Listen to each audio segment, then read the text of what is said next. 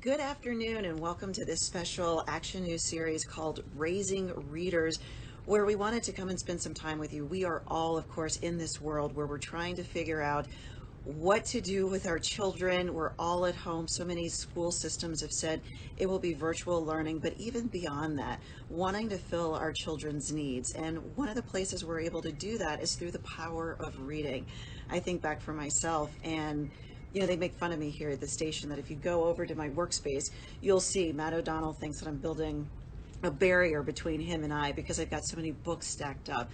Well, that love of reading came as a young child, and realizing that while I was in my bedroom in Houston, Texas, I could go back in time, I could go around the world, I could go any place that I wanted to go through the power of reading. And so when people ask me, how do I become a journalist or how do I achieve my dreams, I often tell them, read. Even if it's just the side of the cereal box, everything you read makes you a better thinker, a better speaker. And so that's why we wanted to be in this space with you today, thinking about all the children around our region and what can we do to help you help them become better readers, because they may be shut in at this time, not able to go and do all the things they would normally do with their friends or through school. But you put that book in their hands and you teach them to read, and all of a sudden it's another outlet. And to join us in this effort today, we have two special guests. Let me tell you a little bit about them. But before I do that, I want to tell you about some initiatives that we're going through right here at the station. So this Raising Readers initiative, we will be doing this every week for 4 weeks starting today, coming to you with different guests and on different topics. And so if you're able to check in, we think it's a great resource and we love having you in this community. And we also want to tell you about an event that's going on next Tuesday, August 18th. It's our contactless book drop. 5,000 free books will be donated from Disney, 6ABC, and the nonprofit firstbook.org for the 2020 Magic of Storytelling campaign for Read by Fourth. And over 15 nonprofit partners all across Philadelphia are participating. Of course, COVID has changed everything. So here's how this is going to be different this year. We couldn't do the community events that we love to do, to get out and about and be with you and do that. But instead, the nonprofits will come here to the station and they will pick up those books.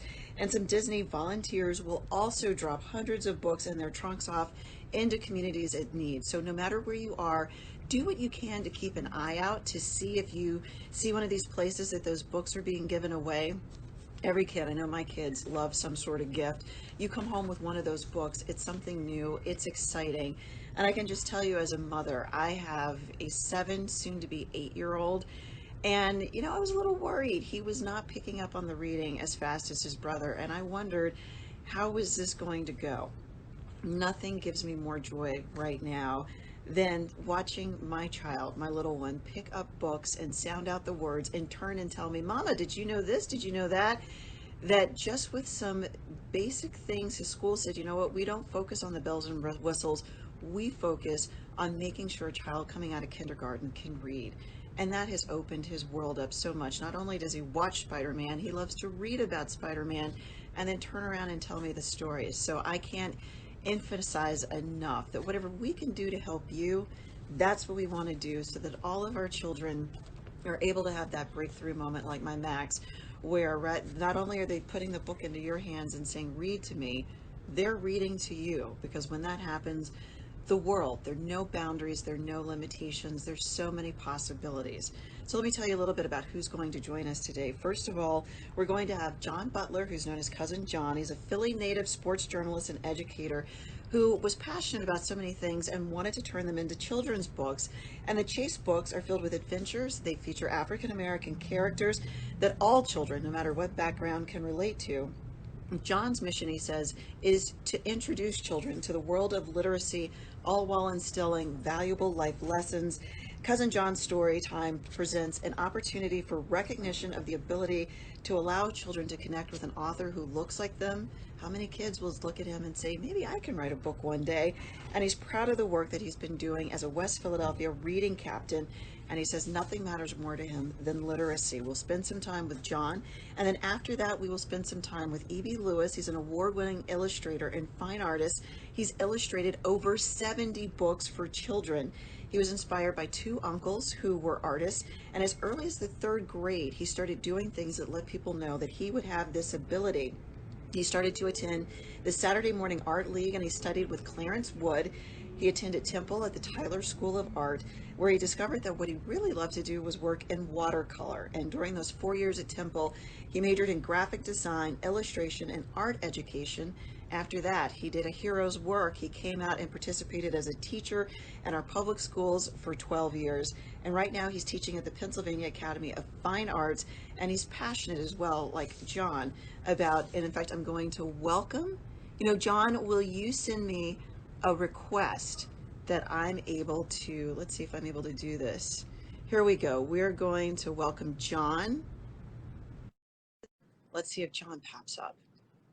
I feel like one of those exciting stories that I do with my kids sometimes. There's John, the character popped up. So excited to see you, John. How are you? Great to see you as well. I'm doing great. How are you? I'm doing wonderfully. I'm so excited to be with you and to talk about this topic.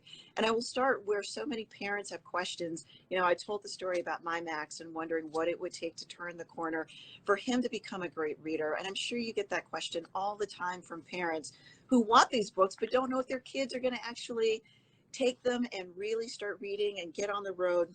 What is your number one tip to parents in terms of helping their child become readers and being great readers?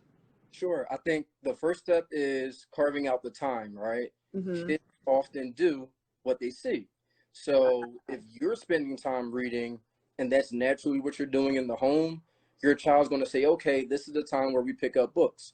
During that time period, have a variety of books for your child to take a look at, thumb through the pages, and read together. Ask questions at the end of the book. Did you like the story? I think oftentimes we forget to ask children those questions and just assume that like we went to start to finish, that this was your favorite, right? What did you like about it? What else do you want to read about? What else do you want to learn about? And just go through that trial and error period to kind of figure out where the child interest might lie. Yeah, I heard a great story once about a family where they had a rule that one night a week, everybody could bring a book to the dinner table. And so you might think that's a little weird, but they learned that, if you love books, you take them everywhere, including over your mashed potatoes. Well, tell me a little bit about the importance of reading right now in this time when kids are so confined in ways that they're not used to being confined. Sure. School was different to end last year, and it's going to be different to start this year as well, right? Yep. Not the norm at all. It's important that we're keeping up with those skills and making sure that even though the structure of going to school from 8 to 3 isn't the same every day, physically in class, that we're still getting some of those valuable tools and kind of sharpening those as we go along. Often as adults, we tell children, whatever you're passionate about, practice, right? Mm-hmm. If you love basketball or baseball, we tell them to practice these things over and over again. Well, reading's the same way. It's a skill that our children are going to grow up and use every single day. So we should be practicing it just as much as we're using it. And I think that's the most important part during this time, to make sure that there's not a day that goes by where your child isn't actively reading and becoming a better reader. So what do you tell parents who may have children say, oh, this is boring, I'd rather be doing Minecraft or Xbox or something else. I'd rather be watching TV. I'd rather be outside. What do you do when your child goes, I don't want to read? I think that's where that negotiation comes into play. Treats. Right. I think that's where you're learning the early negotiation skills. But it's about carving out the time. And as the child finds things that they're interested in, so maybe there's a favorite television show.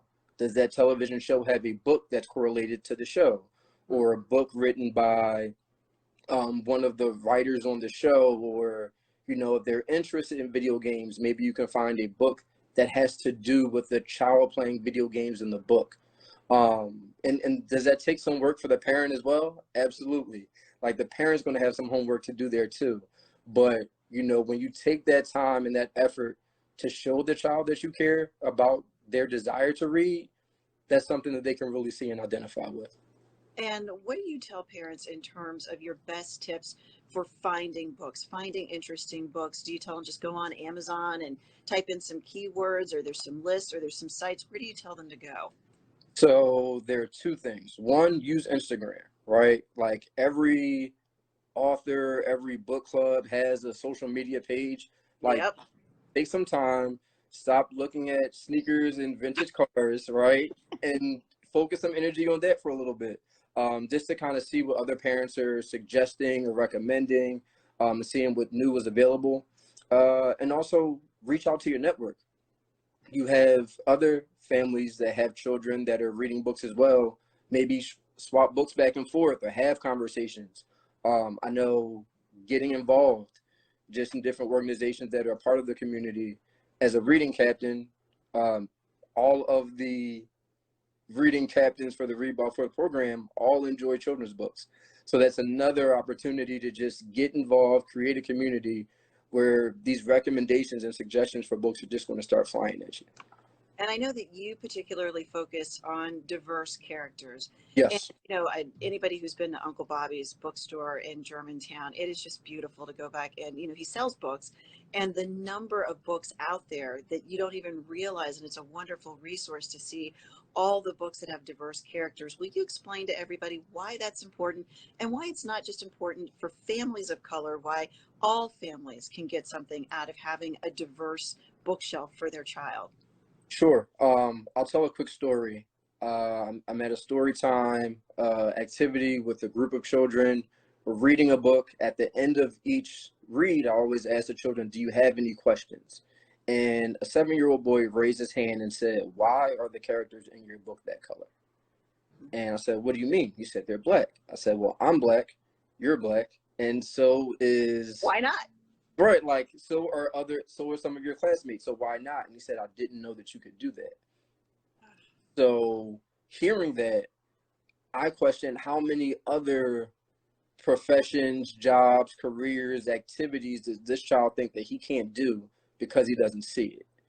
And what better way to make that change for him and children of all colors by putting it in books that they read on a daily basis? It is amazing. It is amazing that, and also it just reminds kids of the point of books, which is the world is so big. Why Yeah. would you want to confine yourself in any way? And what does it do for the community, the more children who are readers? I mean, it's so much that can be done there. Like the more the children are reading, they're going to grow up to be strong readers. And literacy, whether it be reading a book or financial literacy or having the ability to understand all of the things that build us up as a community, we need people that can digest that information and make important decisions for us. And that's going to be our youth. So if we're getting them on the right track now, there's no telling the type of positive changes that we can have in the community moving forward. And I always say everything's a reading opportunity when you're with your kid going down the street. What street is this? What's on the side of the building? Read that, billboard. Tell me what's on that. That every opportunity, reading. I remember somebody telling me, being a writer, how you speak reflects what you read. And the Yeah. better speaker you are, the better writer you are, it opens all kinds of doors. So I literally tell people, the side of the cereal box, you never know what you will learn. The Nantucket nectars, they always have a little fact on the inside of it. Read everything you can find. And I And would imagine you say the same thing. yes, and also like when you're reading, it's a form of a conversation with someone. Hmm. So you have the opportunity to speak with people through the words that you're reading, speak with people that have all different backgrounds, who communicate different ways, who have their own way of telling a story, to prevent that hesitance that might come if you're not accustomed to dealing with people that are outside of your direct family or direct community environment. And I would imagine that there are some authors or some books that you love. Everybody's looking for recommendations. If you had to offer three books, will you give me one for elementary, middle, and high school? What would you suggest that people read? That's a great question. For elementary, obviously the Chase book series. Chase Of Learns course. is one of my favorite. Little Me Wants to Be is another great book. I still love the R.L. Stein series, and Yes. when I'm hearing it's very popular with children as well. So kind of dive in there because that'll give them an opportunity to also do some critical thinking about mystery and what could happen next. Mhm. Um, High school, that's a tough one. I like to challenge the high school students. And just so interesting question. It might, depending on the child, I think it's interesting for children to take a look at the Philadelphia Negro by W.B. Du Bois. Oh, what a book. I think it's a great opportunity for them to see see how the city is orchestrated, the city of Philadelphia, and just have a look at the history. You walk by streets every day and you don't realize the rich history that's there. So just to have an understanding of that, where children have come from, and also see the power of, wanting to see a difference in your community, I think that book's a great opportunity for high schoolers to do that. What a great seminal thinker. And to realize that of all the cities he and his wife could have gone to, they picked our city. And so many of the things that they talked about in that 1921 book, you read it now and it still applies. And there's so much to learn, and to think to yourself, how could I update it? What would I say? That could be a great assignment. Absolutely. All right, John, we're going to say goodbye. Is there a final thought, anything you want to say before we go on to EB? I just want to make sure, tell parents, reading's important. It's really an opportunity to set your child up for success moving forward. So, as I said, children do what they see. So make it an important activity in your life, and you'll be able to see the types of changes in reading that can happen for our children. And you know what? Pull out that construction paper and tell them to write you a book. I think that's a good one too. You never know what you might be onto $1 million idea. Listen, you never know. It's all about using your imagination and seeing where it can take you. All right. Well, content is key, and get some of that content on the paper. It was so wonderful to spend time with you, John, and happy writing. We're going to say goodbye, and then we're going to ask EB to send us a request. EB, are you out there? Please send us a request, and we will have you join us. So hopefully he will pop up. And guys, I'm loving your comments. People saying children do what they see. Very true. Susanna saying, I love what he just said. So do I, Susanna. Let's see. People saying that they really appreciate this. Let's see I'm going to look at some of the requests and see if EB is there. See you. And I wanted to thank you for joining us, because of course we're talking to people about helping their kids become great readers. And as I said to John, and I'm hoping other people can hear you. Guys, I might suggest, if you can't hear him, putting your earbuds in, because for some reason that made a difference for me. What is your best advice to everybody trying to help their child become readers, especially if the child is reticent at first to being a reader? For me, I think it has to do with getting a child to get excited about, who they are. I was a reluctant reader. I'm dyslexic. And as a child, I was not only dyslexic, but I stuttered. And so for me, a book in front of me was a nightmare. And so what changed that was the fact that I found my passion. And my passion of art just led me to now wanting to read everything I could possibly read on that. And I think first and foremost is getting a child to get excited about life. One of the questions, it was Mark Twain who once said, the two most important days in one's life is the day you were born and the day you realize why you were. So that question, this is a wonderful question, is why are you here? Once a child locks into that, you got them. They're locked in. And so that was my thing. It's just getting them locked in first. And that reluctant reader changes. And I would imagine that that's about being open-minded, not saying here's the great books and you got to read this, but being open-minded about what a child wants to read, what topics, what authors, what kind of books. Like I've always heard, I've got 2 boys, people saying graphic novels are fine, cartoon books are fine. Don't insist that it has to be a chapter book. How do you feel about that? I agree. And one of the things too is that, and it was touched on the author was on John, that it's about mimicking and basically being role models for that activity. We talk about reading to children at night and what have you, but actually what makes great readers and makes children become readers is that they see their parents read. And that's an exercise that should happen in the household. You wake up, even if you're reading the newspaper, because that's how children learn. They learn by modeling, by us modeling to them. I think that's such a great point. John made that point as well. Yeah. And it's something that I've got to work on, because I often feel like reading is my thing that I do when I'm not parenting, that I'm not in need of giving them attention, but maybe that's a way to give them attention, to just say, hey, let's sit down and you read your book and I read my book.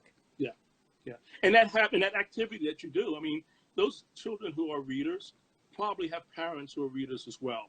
That they wake up in the morning and they go down and they have a paper in their hand. And so children will see that and say, there's something to that. I don't know what it is that I'm supposed to be doing that, but I need to do that as well. And they end up having readers as children readers, you know. That's a very wonderful thing to encourage them. Is there a difference between a child seeing you read things like a magazine or a book versus reading things on your phone? Because I think so many people now get their newspaper or their magazines on their phone. So kids just see you doing this, and you know, you could be looking at pictures of something, you could be texting, you could be on Facebook, or you could be reading. Do they need to see you pick up a physical book? I think it's a bad habit, actually, to actually have them watch you read on the phone. Pick up a physical book. You know, children love having a book in hand, you know, and once they finish it at night and whenever they finish, they hold on it, they hug it. You know, I've been teaching for over 37 years, and that's one of the wonderful things about teaching, is seeing a child fall in love with a book. And how do you have the conversation? Because I think so often we're used to having conversations that are really us talking to and at our children rather than with them. How do you have that conversation where you really start to probe what they're interested in and what they want to read about and how they want to read about it? The conversation starts as a simple conversation. I think let me say this first, is that I think that we think that we empower children, and that's not true. Children empower themselves. But what we do is we give them the tools to help them do that. And what better tool than give a child a book? And so that in itself becomes the answer. That basically, to encourage them is to get them exposed to as many things as you can possibly get them exposed to. Sitting at home, and this time that we're in, it's an opportune time, if you can, to get them out into the world and see things around them and in their neighborhood that they come across all the time but don't take notice to. One of the questions I'm always asked is about my inspiration, what inspires me.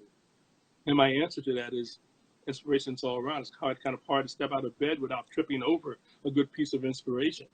You know, it's being in love with self first, foremost, but then being in love with your world, being in love with the world around you and the people that you come in contact with. It changes the world. You know, John had an idea, if you had a reluctant reader, and I see a couple of people are posting, some woman said that her 11-year-old doesn't want to read. In terms of encouragement, you know, I think in my household, we've been big on the book report, but to a kid, that just feels like work. Yes. Is there a different way to get that kid to engage with his material and to tell you what he's reading and to get into it in a way that's different than something to him that just feels like something he doesn't want to do? Is it tell me about the story? Is it write your own story? Tell your brother about the story? What is your best advice? I think for me, and how it works for me is, again, going back to the passion, finding out what turns them on.